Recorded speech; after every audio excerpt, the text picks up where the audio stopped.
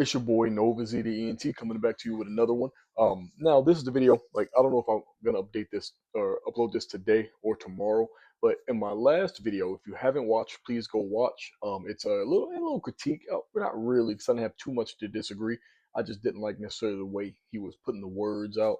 Um, on Loot Box Heroes' reaction to Scion of Cultures, why some white people don't like to see any black, or why some people, right? Because it was about Asians and white people. Don't like to see any black people in any fiction, and how I thought that he wasn't giving nuance to Sion's points while putting nuance of his own in his own words, and how we got to two different conclusions of sorts, by hearing the same words. And I said in that video, I said, like, the premise was that some people think, oh, my premise is that your default is what you look like. Like when you imagine somebody in a story, not if it's like, if someone says like, oh, here's what medieval Europe looks like. I imagine white people, right? They say, here's what, I don't even know if they would call it medieval, medieval Africa, but like, here's what it looks like. You would imagine, depending on which part, like Northern Africa, Southern Africa, Central Africa, East Africa, there have you, whatever, East Asia, North Asia, you get it's like South Asia. You have a default of what that looks like, but if they don't mention a place, I guarantee you, people look like what you look like in your head, right? And that's why I said, like, I don't think a lot of white people, you know, my overall point was that if somebody's saying like, hey, I don't think that if you're making something like Lord of the Rings or something that's based in Northern Europe or something like that, then they don't want to see a lot of black people. And I can necessarily kind of understand that. But when it's stuff like Star Wars and things of that nature, or like anime, they don't want to see any black people being, cosplaying Asian characters. That's where you kind of lose me, because they don't give that same directive toward white cosplayers who cosplay as Asian characters. You get what I'm saying? And like, but I said, like, two videos after I watched his video, this popped up. Not necessarily this, but a reaction to this. But I wanted to watch the. Anytime you hear like a leftist say like this person's racist or whatever, right? You're not getting the full story because they're looking at it through a leftist lens. So I actually had to go and find the video. The dude's name kind of made me laugh, and then and then I read what his little tagline was, and it made more sense. It says "Diversity in Dragons" is this dude's name.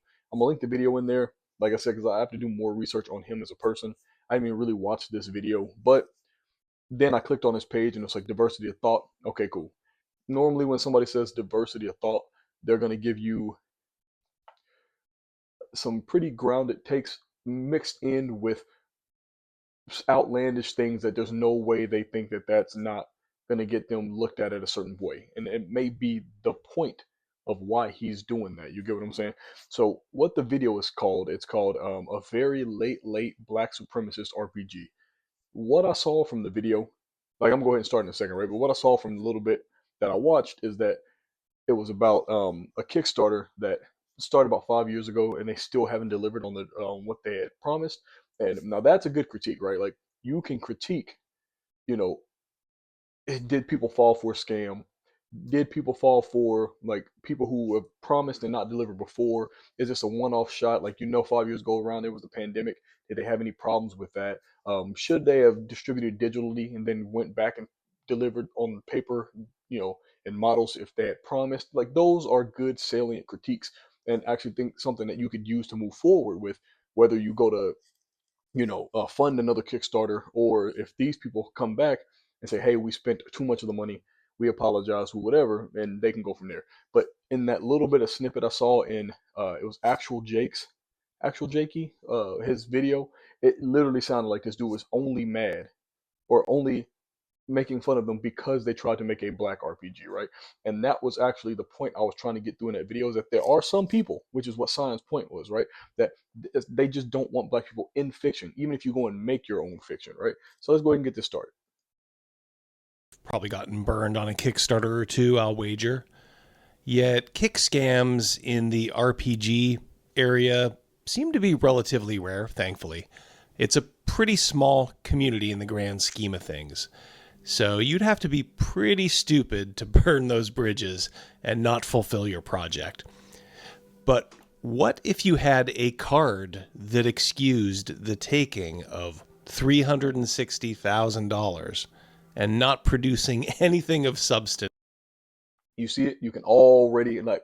I know it sounds like I'm being hypersensitive to it, but you do have to be hypersensitive with these types. You already know what he's hinting at, right? Like he's saying, "Oh, what if you could play a card that gets rid of all responsibility?" He's saying that if you could throw out like, "Oh, we're black, you shouldn't expect anything of us." That's probably where he's going with this. Now, to a point, you can say like, hey, not, I wouldn't say like we're black, don't expect anything out of us. Say it's a Kickstarter. You know, a lot of those things don't get funded. Um, you should expect us to not fund it just the same as you would anybody else. We are. You shouldn't treat us like we should have to fund it because we're black, or shouldn't have to fund it because we're black. Just treat us as a normal Kickstarter. But you already hear, you see the smirk on his face. He knows what he's trying to say. for over 4.5 years. Well, my friends, I think all of us know only one card has that power, of You see, course. Love this place! The Into the Motherlands role-playing game is the focus of today's video. By the way, don't bother going to look for it. It isn't available, and there's a pretty good chance it never will be available. It is the brainchild, if that term can rightfully be used here, of one Tanya DePass and B. David Walters. Now, Walters is a columnist, radio host, and more recently, kind of a quota filler in the RPG field. He does a lot of those like celebrity DMing and playing in online games that unironically think they need representation. Yet the driving force behind Motherlands is Tanya DePass. Tanya is also one of those RPG quota fillers, as well as a leftist activist. She's also a sensitivity reader, too. Those are the people that make sure games from bigger companies are a beige goo of woke retardation. Now, Tanya. now you see, this is how I always say it's so interesting. Like when I watched, if you remember, if you have watched it, if not, please go like, subscribe, watch my old library of stuff. Right? I just got started, but I do have some gems in there. How you can say you can get so close. I said like the thing we can learn from black like conservatives is that how we can get 9 out of 10 things in common, but that one thing can be so drastic. The conclusions we come to can't ever like bridge together because just from what I'm listening to right now, right? I also wouldn't want if I had a I'm going to tell you like straight up. If somebody were on a game and they said, "Oh, we brought in a sensitivity consultant," like if that's the title that they use, I don't want any part of what you got going on, right? Because that person's going to scale. It's like companies with HR departments will make your life harder if you're a certain type of person because you can't move how you want to move, right? I am the type of person who, if the company has an HR department, I'm probably not going to enjoy working there because I might make a joke to a guy, somebody I'm talking to, and somebody can overhear it. Now we're both in the meeting, right? That's what an HR, a sensitivity consultant, or a, you know, like a Sweet Baby game or not Sweet Baby, yeah, Sweet Baby Inc. would do to a game. And you see how like we could both agree on that, but how funny he thinks it is means that like if I was talking to him in face to face, we couldn't get anything done because we may agree on 9 out of 10 things, but him enjoying that making fun of people for how they feel about things means that we can never get where we need to be. Can barely hide her contempt of white people. And I get the feeling that many of the folks, even Yeah, because look, I'm already being honest with you. When I see flags in bios, pronouns in bios, or whatever, the argument becomes different, right? Because people are like, oh, just because they have those things in their bios doesn't mean like, please stop. Things can have proclivities. Things can lean. Stereotypes do exist for a reason, right? Like that's why I get mad when like if I go into a bar or I go in a restaurant and a black couple over there starts yelling and going through all this rigmarole. Well, now I got to tip more because I've said it before, right? Because they're loud and now everybody's looking at me, ooh, whatever, right? Luckily, I'm in mostly black spaces, so we all just look at them and go, and we go about our day. You feel what I'm saying? But yes, seeing certain things in certain Twitter bios, Instagram bios, if you're an chronically online person, does lead you to believe. Think about it. If we ever see like, if you see a take, if you see a comment and you before you even click on the thing, you can look at the little thing and it's a guy taking a picture in his car with sunglasses and a ball cap. You know exactly what opinion he just had. Don't lie to me. In fact, I need my like in my in my subscription in the comments. If you saw like you do the voice, like you out loud, so that way you don't get in trouble.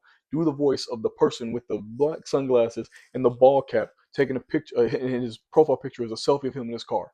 Stereotypes exist for a reason, and I can agree that if somebody had that title, like sensitivity coordinator, and flags in their bio, I'm gonna get the product's not gonna be great. I'm gonna have to take it with a grain of salt. So I'm not disagreeing with him there, but you could just say that. You don't have to enjoy and smirk and laugh about it. On her own side, have trouble hiding their real feelings for her. She is, in a nutshell, a miserable, odious person. I did a video on her at the dawn of this channel, and I'm sad to say that nothing much has changed with her since then. All right, so let's roll the clock back to June of 2021. Into the Motherlands did indeed raise $360,000 on Kickstarter. Now, in the RPG world, that is a pretty good haul. It was funded in 90 minutes, and I'm sure backers were elated. And by the way, you're going to find me pretty unsympathetic to the backers of this project who've gotten burned and may never see anything of substance from it. And that's because not only should they have been wary of someone like Tanya as the lead to begin with, but the game's elevator pitch just sounds so ridiculous and agenda-driven. Journey into a brighter, blacker future with Into the Motherlands, a brand new sci-fi odyssey role-playing game developed by a fantastic team of POC RPG designers. So here they're telling us in pretty clear terms, white. One, he read. Do you see how he said the word designers? Like he said design. It says designers right on the thing, but he read it as designers because he has to read it in that voice, right, to disparage what they have going on, right? Like they don't have a mastery of the English language. What he could, I absolutely agree with what he said. Like, hey, I've already covered this person. They have a habit of not fulfilling things. A new backer probably wouldn't know that, right? And he said he doesn't have sympathy for a backer of this project because they shouldn't work with the person. How do they know, right? Are you saying like a person who is in this space who shouldn't have given this person a chance because they know that they don't deliver?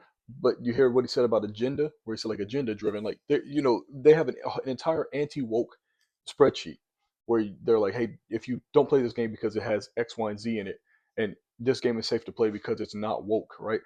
That's an agenda. The same way as wanting to make a game that has people of color, term I hate, whatever, right? People of color in it would be an agenda. Everything's an agenda if something you're trying to get toward. There's no such thing as a non-agenda driven item because it depends upon the audience that it's going toward. Not involved, whitey not welcome. Continuing, 1,000 years ago, African Emperor Mansa Musa Yes, I use her. sent an expedition to the New World that never arrived. In the mythos of the Motherlands, these explorers were instead transported to a strange new world far, far away. So as you can tell, there's some really clunky phrasing in there, which should have put some people on notice that this was kind of amateur hour right from the start. Here we see the cultures of the Motherlands. These are like the races, if you will. To the indigenous cultures, they're outsiders. But the Musalians have an interesting notion of their cultural identity. I bet. To the indigenous cultures, they're outside. If you're not watching this, he just put in a cruise where black people are fighting on a cruise. You see what I'm saying? His point is not to critique what this game may actually be. It's literally that the game is made, like the game has a, they want to make a game for black people or for people like whatever, right? I'm gonna say black people because that's the default for me. They want to make something for black people. His critique isn't on if it's bad or good. It is simply on what it is trying to do. This is what I was trying to get, through on my video, with a loot box and Scion. There are people like this who literally just do not want things to exist, and that brings them joy when when they fail. Like if there was Midgets of the Boast and they made their own uh, Melungeons and Braggins, you know, don't that's okay, yeah, right. But if they made their own game and then like 100,000 people played it, and he came into the room and saw everybody having fun, he'd look at it, see the black characters on the screen on the pages, and look around and see it's a room full of black people. or or whatever, and he'd go, "This thing must suck. It has to suck because I'm not the center of attention.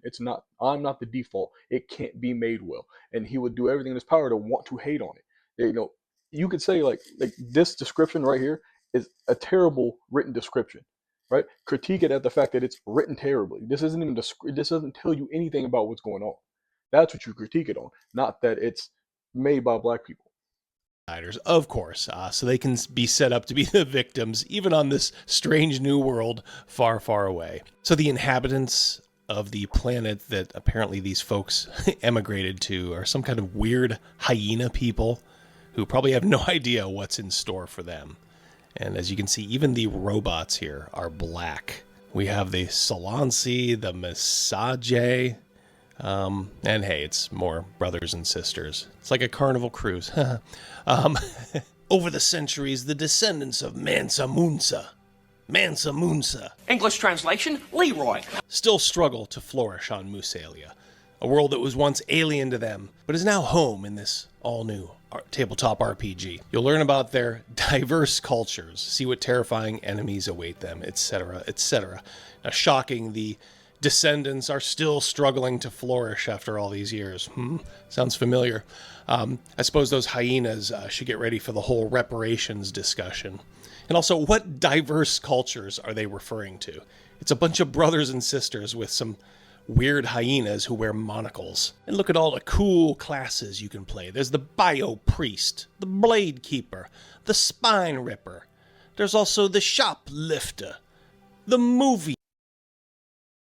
You see, the first, no, I'm giving him a point on saying like, I've said this before, like 100% of something that's not white is not diverse. That's not how you make that happen, right? Like if you get 20 Puerto Rican women in a room, that's 100% Puerto Rican, 100% woman, not diverse at all, right? If you get 30 white men, 30 black men, 20 Puerto Rican women, 15 Afghani children in the room, and everybody gets to put in on what they think is the best way to solve a problem. That's diversity not only in style, but probably of thought because they're from different cultures, right? But you see how he has to put shoplifter in if it's under 500 white concern, woo, whatever, right? That's what I mean by agenda driven. He has an agenda that he can't even enjoy. Like the people who find this funny, I think he has like 8,000 subscribers. But this is what I was trying to say for Loot Box. At least 8,000 people think that this dude is funny. At least 8,000 people think that this is a salient point, that this makes sense.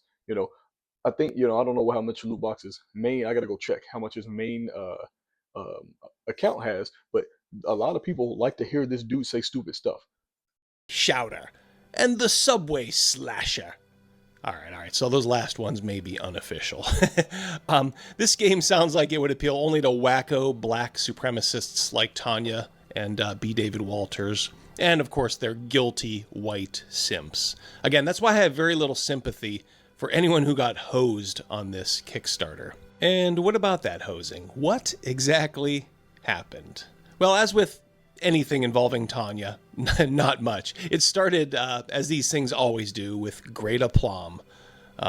Abria Iyengar, you know her from like Critical Role and Dimension 20 and all that. She's probably the most successful of that whole diversity RPG sphere.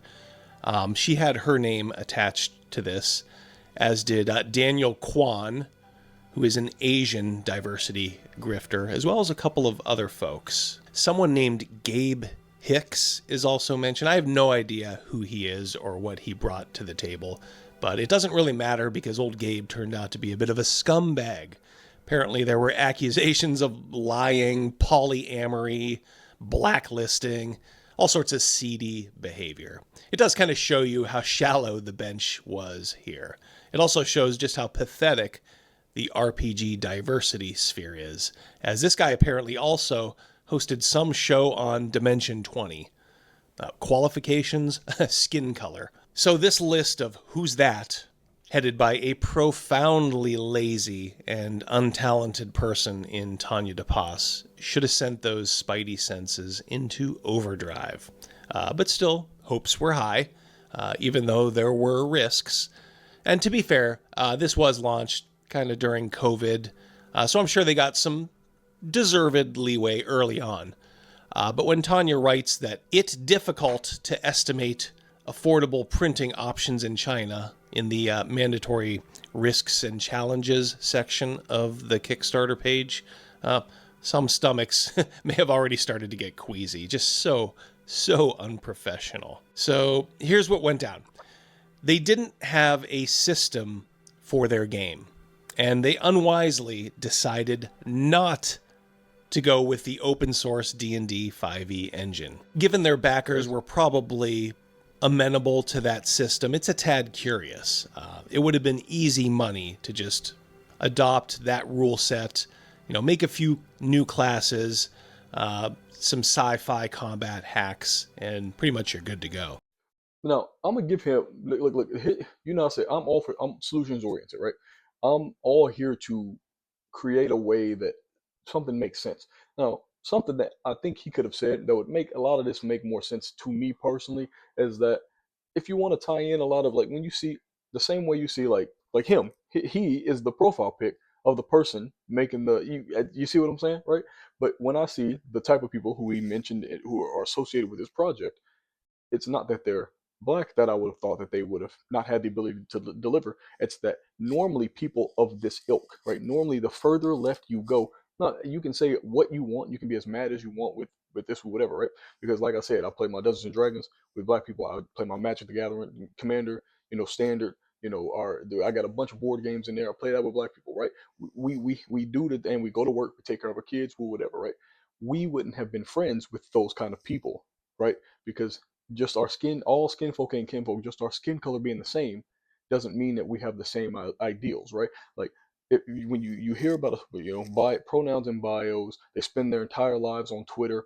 Everything they do is they attach themselves to, and I can say the same thing about stuff on left. I'm talking specifically, or on the right. I'm talking specifically about this instance, right? This amalgam of people who attach themselves to things never learn how to build anything. So if you did some research and you like, okay, all these people are part of something somebody else has built, I'm not too sure they'll be able to handle what they need to handle because and I'm gonna say this, I'm gonna get the stereotype popping right now, right? Like people who the further left you go, the harder it is for them to want to do some work, right? Like they love to come in when the work is done. They love to attach themselves to the credits when somebody's already done the legwork, but building the bare bones, that's not something they can do. They have their uses, but their use is not getting something off the ground. Their use is outsourcing the getting up off the ground to somebody else after they have the ideas, right? And he can say like, oh well, they didn't go with the main rule set that everybody else does. Okay, cool. You're probably right. These people weren't up to the task, but not because they tried to create something for black people. Because I mean, there are a lot of people. Like I said, Young Ripper. If you go on TikTok, there's a whole bunch of creators who are using that to get people on their platforms and make a name for themselves. Those are the type of people who get things done. These are the type of people who attach their names to things. You can go through so many other Kickstarters or so many Trench Crusade is having that problem right now where their game seems to be not made for anybody, and that's not a group of black people. It's just that sometimes people who like a thing don't have the ability or the propensity or the tenacity to make that thing happen. I would absolutely see. You see what I'm saying? Like he's saying, oh, it's because they made something for black people, they can't get it done. Made all these. Oh, they should have made a robber and a killer class and a chicken eating class. Maybe that would have no. Saying like people of that ilk have a harder time getting things done.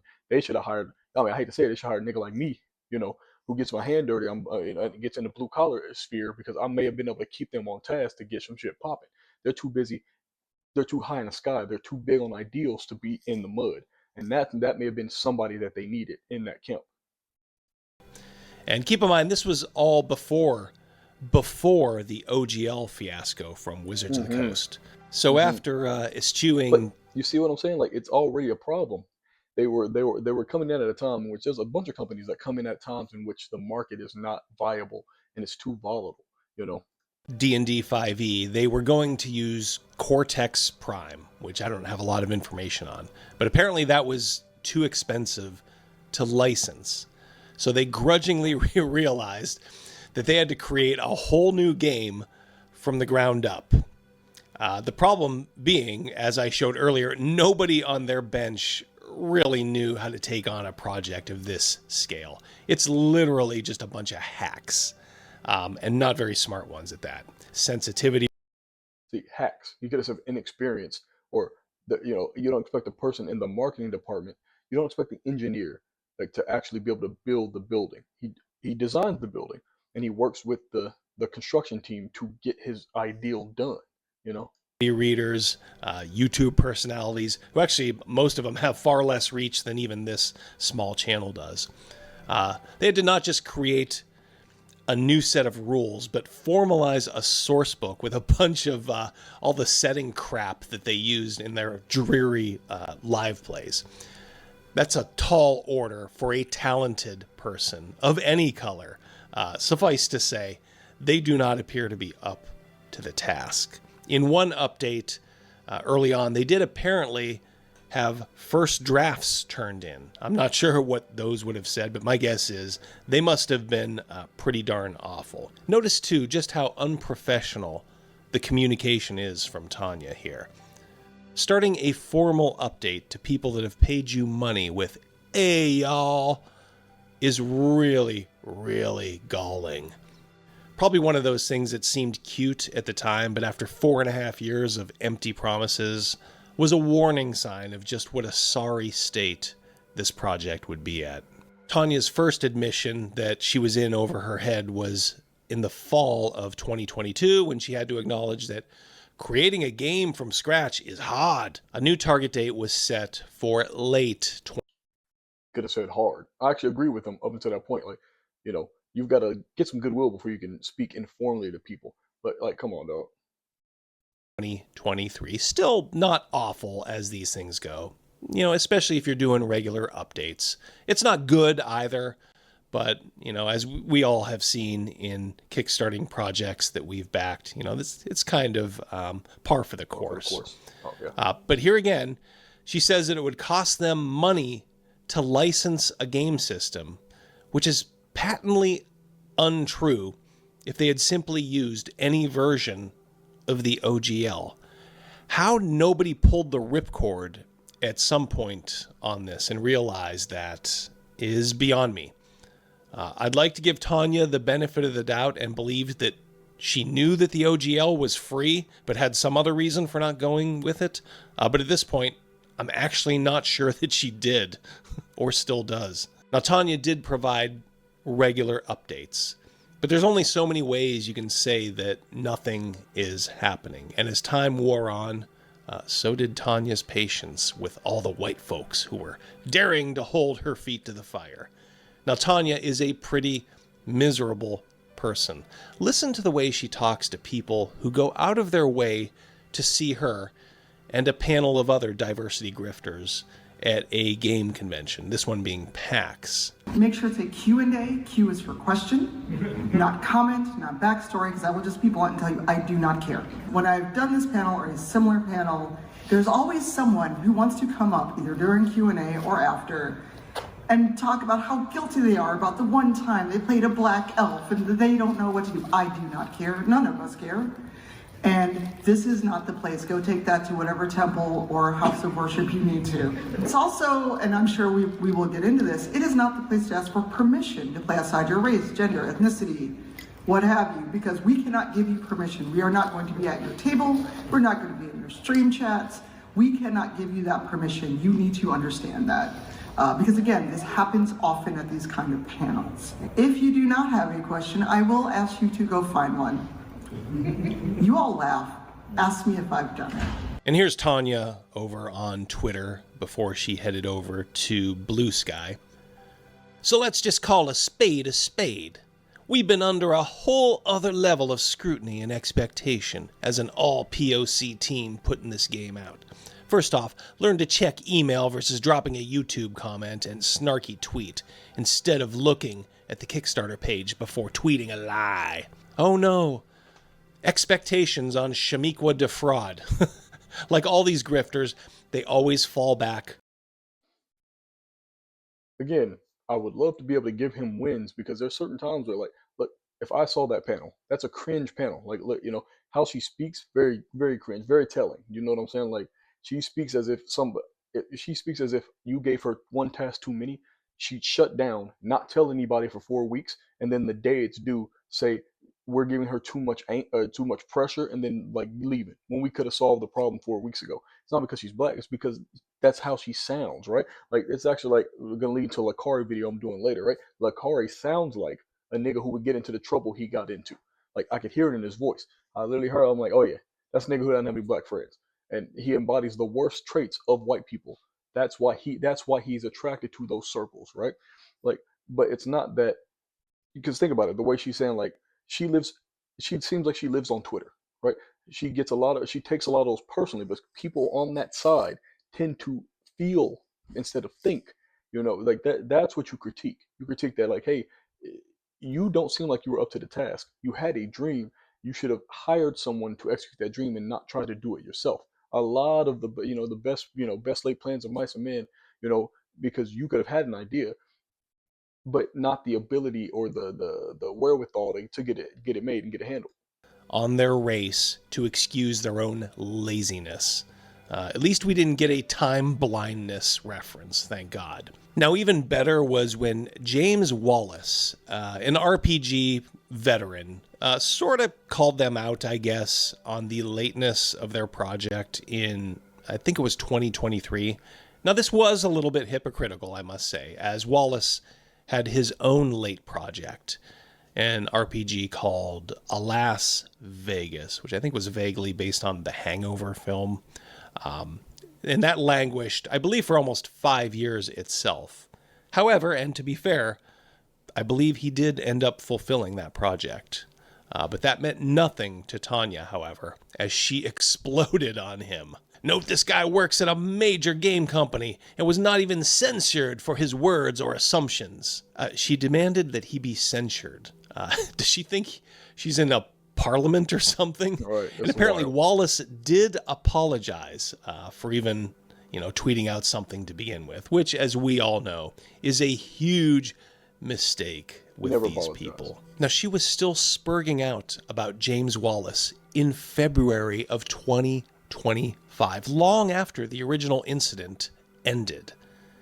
So instead of worrying about how to get Into the Motherlands done, she was still obsessed with the fact that James Wallace followed their account on Blue Sky.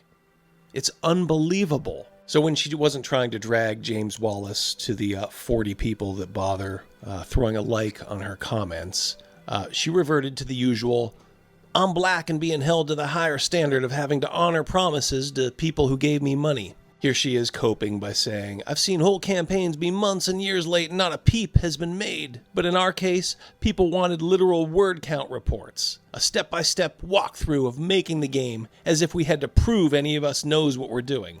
Well, ironically, that's pretty clear that you guys don't know what you're doing because... Now again,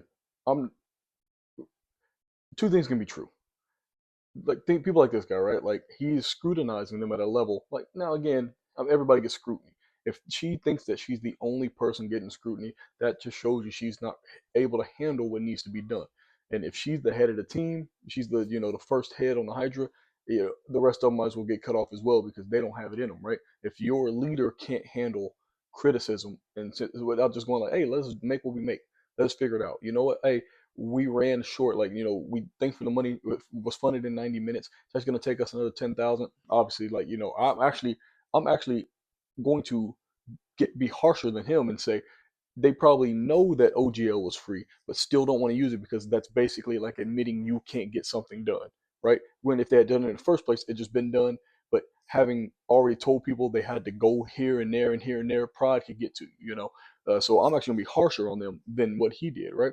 But two things can be true. They are getting scrutinized unduly for the way they are, but any scrutiny shouldn't be just offcast because you try to, we're black or whatever. Like white teams don't get, yes, they do.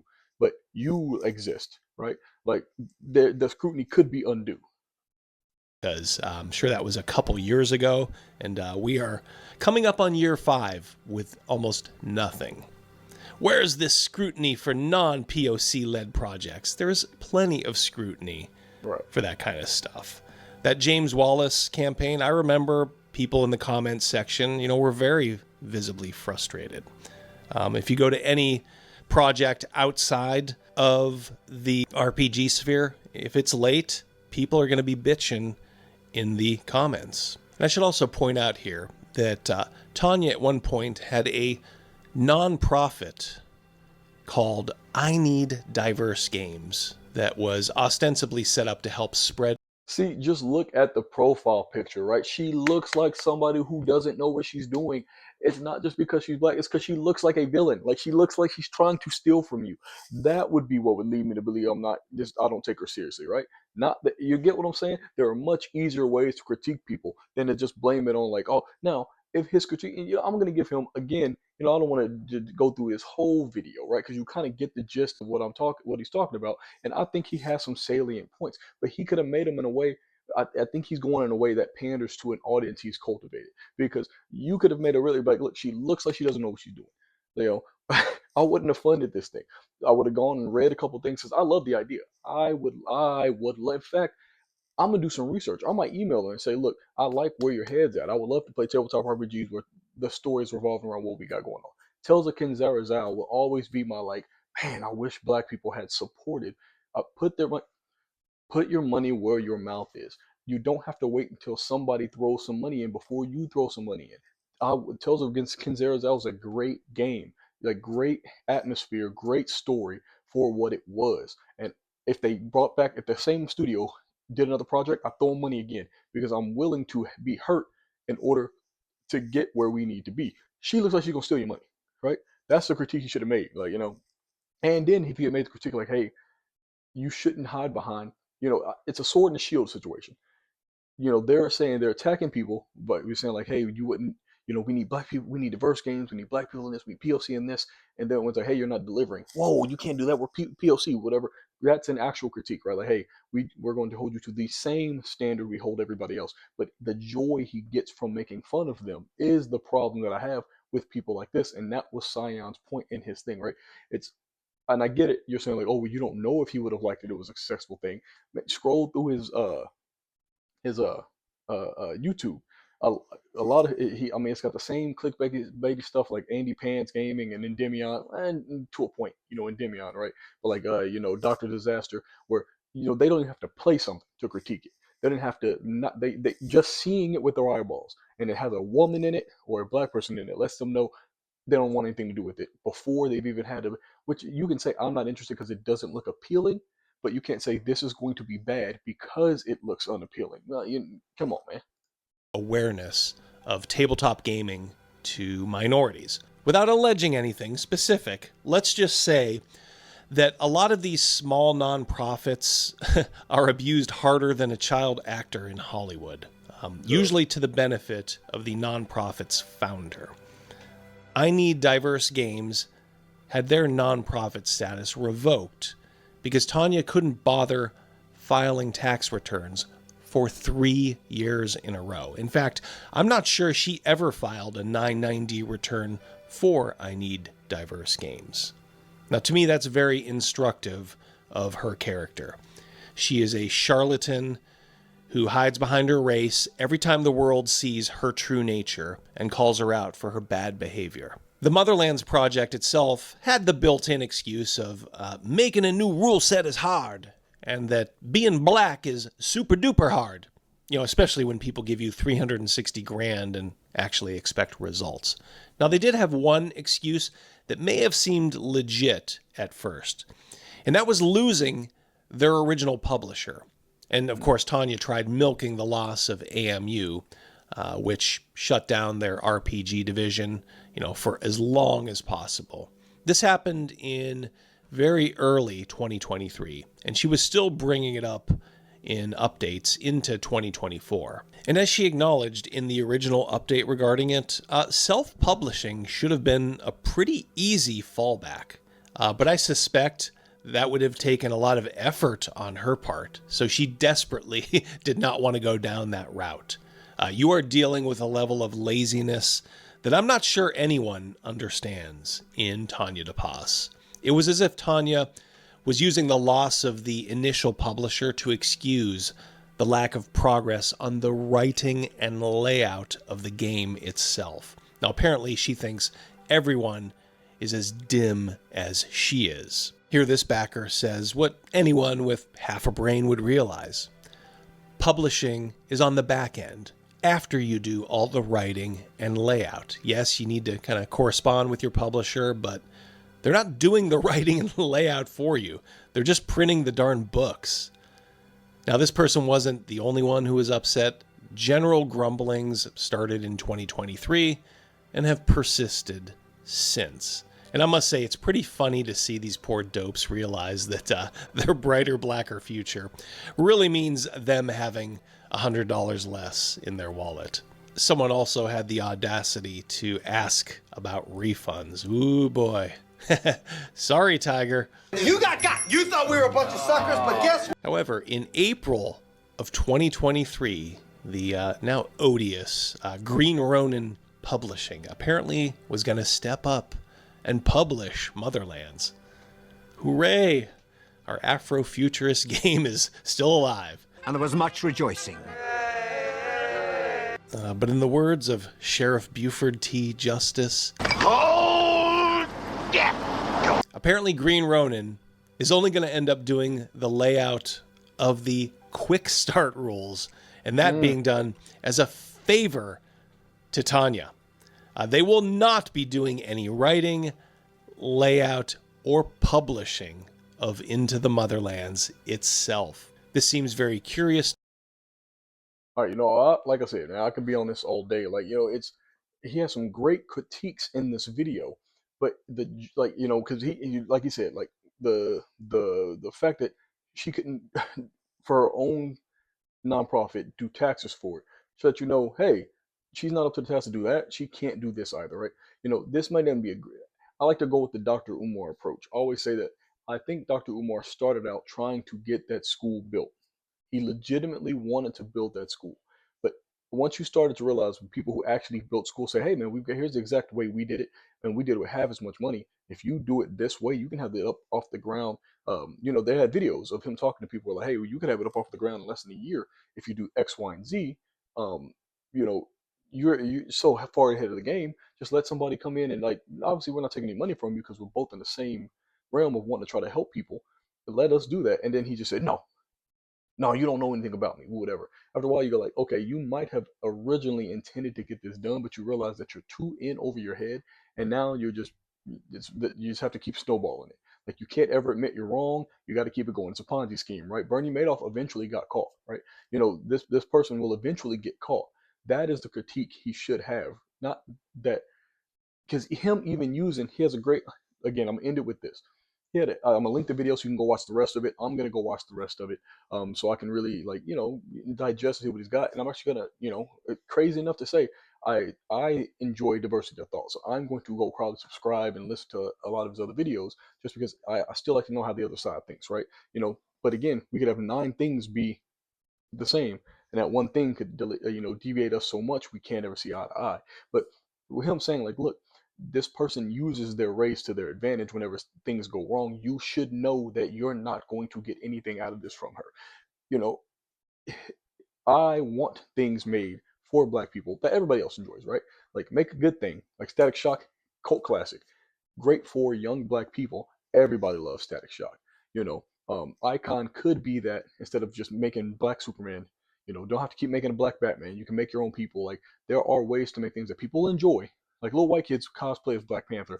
Everybody needs to leave them alone. If they want to be Black Panther, leave them alone.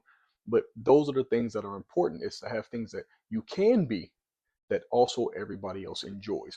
The worst thing I've ever seen is when somebody says it's not made for you, don't indulge in it. It makes me not even want to enjoy that thing. Because what do you mean somebody else can't enjoy the thing that I want to enjoy? I want to have people to talk to it about, right? That's the what I would look at all the gaming stuff in his background. He obviously is very passionate about this, and you know, this is the kind of person I would like to chop it up with, because I'm like, hey man, what do you enjoy? What do you like? But knowing that he does this means that we can't ever get on the same page, because there's a difference between making a dark joke and getting genuine joy out of disparaging people. And that's what I get from this one video. Now maybe I'll watch some more and he's like, you know what, I'm just playing up a character. You know, I'm just being a character, gets the clicks. I'm really enjoying it. Man, I ain't got no problem with that, man. Get your bread. But there are ways to critique things that don't buy into what Cyan was talking about in this video. So again, hey, like I said, like, subscribe, you know, and throw in some comments. go to Diversity and Dragons page, watch his video, watch the rest of it, at least, so we can go ahead and thank him for his hard work. He did a lot of research on his own. Thank you for joining me today. Have a great one.